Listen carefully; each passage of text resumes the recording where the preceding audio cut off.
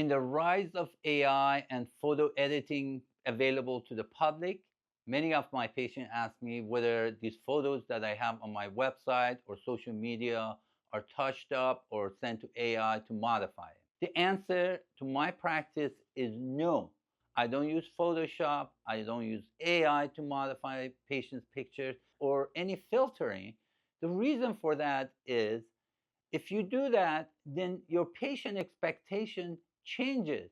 So when I do surgery on patient and they don't see themselves that way, that causes a problem for me and my reputation. I want to be very honest and frank with my patient to show the before and after. This is how it looks without filter, without touching or AI usage. You have to be honest because it's going to come and bite you back.